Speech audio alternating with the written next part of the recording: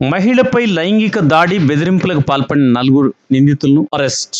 ఈ నెల 3న Nukapalli double bedroom కాలనీలో బాధితురాలు తనకు తెలిపిన వారి ఇంటికి రాగా నిందితులు సహకరించి నేరాన్ని ప్రోత్సహించిన మహిళ తన సన్నిహిత వ్యక్తితో ఉన్న వీడియోను తీసి ఆ వీడియోను పలువురికి పంపి ఆమెను బెదిరించారని, ఆ నలుగురు నిందితులపై ఈ నెల 6వ తేదీన మల్యాల పోలీస్ స్టేషన్ లో బాధితురాలు ఇచ్చిన ఫిర్యాదు మేరకు మల్యాల పోలీస్ స్టేషన్ లో కేసు నమోదు కాగా తదుపరి మల్యాల సిఐ రాజ్ కుమార్ కేసు దర్యాప్తు చేపట్టి బాధితురాలిని పరిచయం చేసుకుని లైంగిక వేధించి వీడియో తీసి సోషల్ మీడియాలో పెడతామని బెదిరించిన వారిని నిందితులను మల్యాల పోలీసులు అరెస్టు చేశారు. తదుపరి న్యాయస్థానం ఎదుట హాజరుపరిచారు. మహిళలపై వేధింపులు, లైంగిక దాడులు, బెదిరింపులు లేదా సోషల్ మీడియా ద్వారా వేధింపులకు పాల్పడే వారిపై చట్ట ప్రకారం కఠిన చర్యలు తీసుకుంటామని సిఐ మల్యాల ఎం రాజ్ కుమార్ తెలియజేశారు.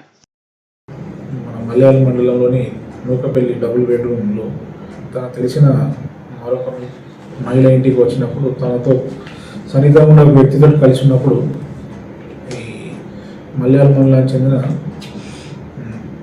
శివరాత్రి నరేష్, అదేవిధంగా అతని మరొక మిత్రుడైన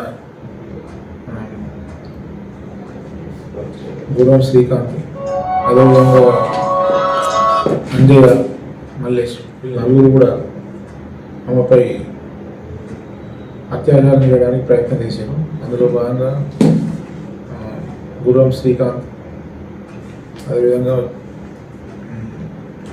శివరాత్రి నరేష్ ఇద్దరు కూడా మిగతా ఇద్దరిని తీసుకొని ఇన్నోవా కారులో మహిళ ఉన్నటువంటి ప్లేస్కి వెళ్ళి ఆ మహిళ తన తెలిసిన అతనితో ఉన్నప్పుడు లోపలికి జొరబడి వీళ్ళిద్దరు కూడా వాళ్ళ యొక్క సెల్ ఫోన్ తోటి ఆమెను వీడియో తీసి ఆ తర్వాత ఆమెతో ఉన్న ఆ పర్సన్ బయటకు పంపించేసి వీళ్ళు ఆమెను బెదిరించి కొట్టి ఆమెపై ఇద్దరు కూడా సామూహికంగా అత్యాచారం చేసినారు. ఆ సమయంలో ఇతనితో వీళ్ళతో వెళ్ళినటువంటి అంజయ్య, మల్లేశం వీళ్ళు బయట కాపలాగా ఉన్నారు. వీడికి ఎలా వెళ్ళారంటే మన శివరాత్రి నరేష్ ఒక ఇన్నోవా క్రిస్టా వెహికల్లో ఒక ప్రాంతానికి వెళ్ళడం జరిగింది. ఆ తర్వాత